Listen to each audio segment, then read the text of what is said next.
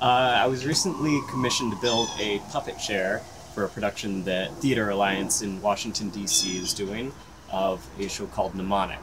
And in Mnemonic, a man has a chair, an old chair, and he is also talking about a Neanderthal man found frozen in ice.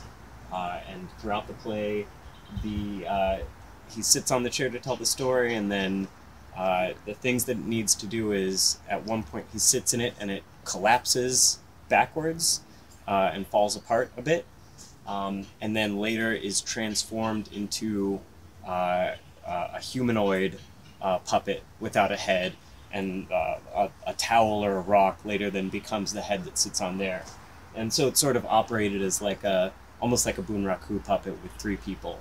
This is, I think, about the 4th version that was made, and it's all made out of maple. And the leather seat was from an old coat. And so the attempt was to try and make it look as much as a regular chair as possible so the audience doesn't assume anything when they first come in. So it's sittable, it's stable enough that you can get off the ground and everything. And then at one point it goes backwards into falling over breaking, at which point it can be lifted up and brought over to the table. And they requested that the front legs be locked until they needed them not to, so I made this little custom hook tool. And you can see you take out these pins here that keeps those legs firmly in.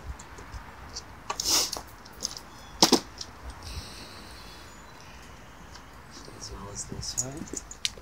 And then a couple on the back.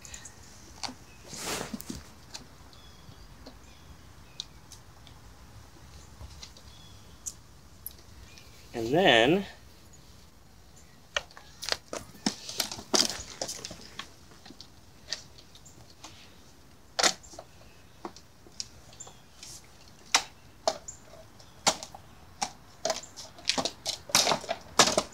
like so. So he has a universal shoulder joint, so it can move in all directions here.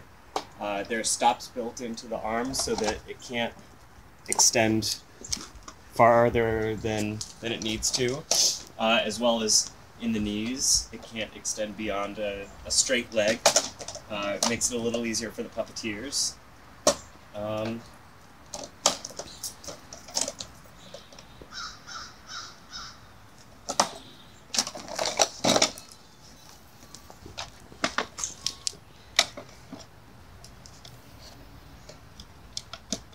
It's a lot easier with 3 people.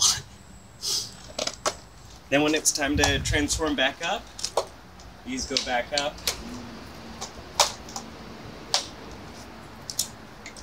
These arms are on, have a through bolt that goes through them that they pivot on, and those just slide into the base. And then everything's re-chairified.